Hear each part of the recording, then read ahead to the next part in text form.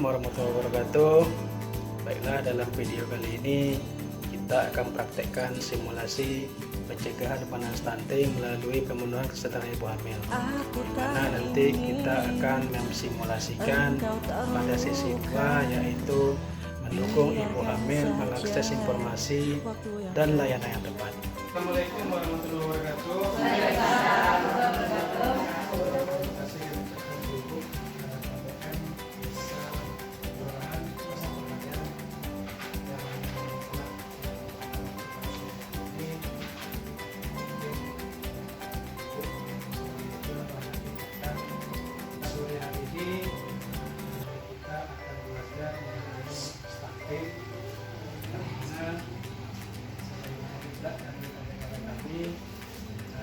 Kami diwajibkan untuk memberikan sosialisasi kepada khususnya masyarakat umumnya untuk pencegahan panas stunting, terutama di kita, khususnya itu Indonesia sekarang. Baik berikut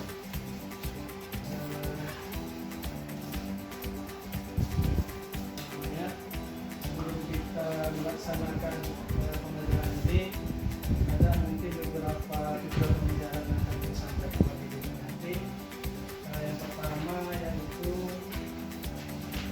saya akan mengajarkan, nanti akan menjelaskan bagaimana pentingnya keluarga dan juga masyarakat terhadap ibu hamil.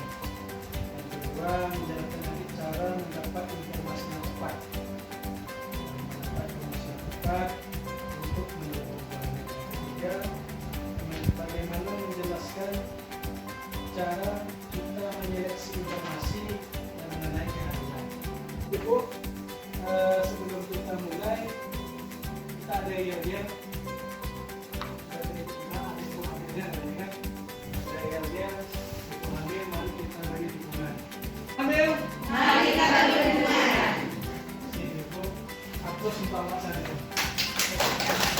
Jadi itu ibu, selanjutnya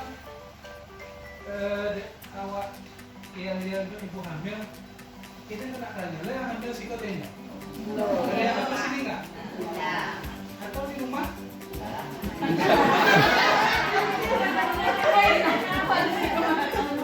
Maksudnya lagi jadi nenek-nenek, mungkin anaknya sedang hamil atau menantunya gitu kan. Selama bahas kita hari ini khusus masalah hamil. Pada sesi-sesi mungkin berikutnya kita akan terangkat umur hari dengan 6 tahun itu tadi ada disampaikan oleh Bapak Nanti. Jadi khusus kita hari ini adalah masalah ekonomi. Jadi tidak ada ya? Tidak ada. Menantunya juga tidak ada.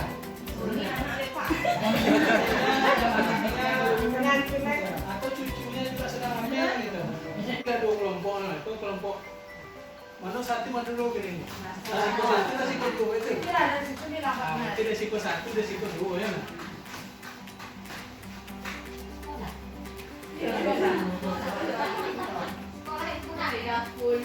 Ini kelompok 1 itu membahas apa yang dilakukan ketika ada anggota keluarga yang sedang hamil. Itu dari mereka sampaikan gitu kan, satu perwakilan kelompok ya kan. Yang kelompok dulu, apa yang dilakukan ketika ibu hamil di masyarakat? Kalau izin dalam keluarga, kalau ikut di masyarakat.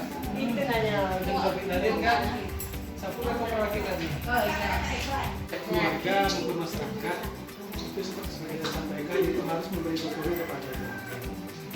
Kalaupun kini tidak awak yang mengalami, mungkin tak besok, tak 2 hari, tak sebulan besok, saya tetangga awak yang mengalami. Atau mungkin terjadi entah di keluarga awak, tak menantu, tak anak, tak cucu, kan, tak cicit. Jadi bisa awak memberikan dukungan kepadanya. Jadi kalau sampai mampu, laki-laki itu kalau kamu hamil, nama cuci lah pakaian gitu.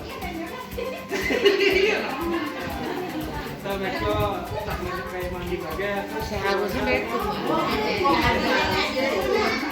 Kuncinya adalah keluarga dan masyarakat itu perlu memberikan dukungan kepada ibu hamil. Perlu sebenarnya, karena dukungan itu akan memberikan stimulasi pada anak terutama janin. Karena janin itu sejak dia ditiupkan roh dengan bergerak. Itu kalau diberi stimulasi oleh keluarga akan mengatakan. Jadi apa namanya? Termasuk salah satu dari cara kita untuk mencegah stunting. Sebenarnya kalau stunting itu bukan dihitung dari lahir sampai ke umur 2 tahun, bukan. Mencegah itu dimulai dari sejak kandungan itulah. Kalau di emasnya itu sampai dengan 1000 hari pertama kehidupan. 1000 hari pertama kehidupan itu sampai dengan umur 2 tahun. Jadi Ibu,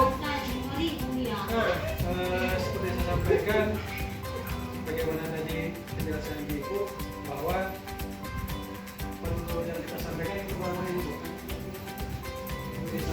Jadi warga dan masyarakat perlu memberikan dukungan kepada ibu hamil agar ibu hamil merasa nyaman dengan kehamilan dan anak yang terlahir sehat cerdas dan tidak sakit. Ya, itu sampaikan Ibu tadi. Kalau ini kasih sayang dong. Apa namanya? Bisa prematur anak. Bisa prematur. Bisa prematur. Nah, nampak orang pun. Ini kan dulu nasiku. Jadi itu Ibu. Seharusnya beberapa pertemuan itu saya sampaikan tadi, seharusnya bila bisa entah petugas puskesmas atau si ibu hamil inilah untuk memberikan informasi kepada ibu-ibu mungkin hamil dalam 1 bulan apa yang harus dilakukan, apa yang tidak, umur 2 bulan, 3 bulan dan seterusnya, apa yang boleh dimakan, apa yang tidak gitu, apa yang boleh di apa namanya pengetahuan apa yang harus diperlukan. Kemudian pada fase akhir pengetahuan tentang cara melahirkan itu harus ada sebenarnya. Bisa dari posyandu, tapi posyandu kita kan hanya pemeriksaan, tidak ada sebenarnya memberikan pemahaman. Terus kasih apa itu tadi memberikan bubur kacang hijau. Tapi kalau posyandu kita ada kan. Terus kalau si ibu hamil, kalau P2K2 jadi kesimpulan kita pada hari ini Ibu, jadi ibu hamil dan anggota keluarga perlu bijak dalam memilih jalur informasi seperti yang disampaikan tadi. Kalau misalnya ada keluhan pada ibu hamil, jangan lari ke kampung orang kan itu. Tentu harus dibawa ke bidan, puskesmas, kalau ada posyandu ya posyandu gitu kan. Pustu kalau ada yang punya pada situ pustu nggak ada yang tadi puskesmas gitu kan. Atau kalau misalnya memang apa rumah sakit kayak joget kan gitu. Terus yang kedua, beberapa informasi yang dimiliki ibu hamil misalnya mungkin ibu bisa baca di buku KIA. Ya buku KIA biasanya warna merah. Jadi mungkin bisa juga dibaca di situ. Mungkin dalam buku KIA itu juga lengkap mengenai terutama 1000 hari pertama kehidupan mungkin ya. Karena di sana juga sejak hamil sampai nanti umur dewasa ada lebih sampai perkembangan anak. Apa namanya ibaratnya kan ada. Terus selanjutnya untuk memastikan informasi yang tepat atau tidak dapat bertanya mengenai dapat bertanya saat mengikuti posyandu atau kelas ibu hamil. Tapi kelas ibu hamil nggak ada ya. Bisa juga besok bertanya saat P2K2 kelas 1000 hari pertama kehidupan. Selanjutnya ibu hamil dan keluarga dapat mencari informasi dari sumber yang terpercaya seperti pemerintah dan ahli. Sudah saya sampaikan tadi, kalau seandainya ada keluhan pada ibu hamil, nah kepek-kepek lari ke dokter beranak ada kan itu. Kalau ini dokter beranak kan lain, betul keluhan medis betul ada cocok dokter beranak menangani itu. Akhirnya desa, ke puskesmas atau ke rumah sakit. Atau ibu bisa juga minta fasilitasi, kalau KPN bisa minta fasilitasi sama pendamping.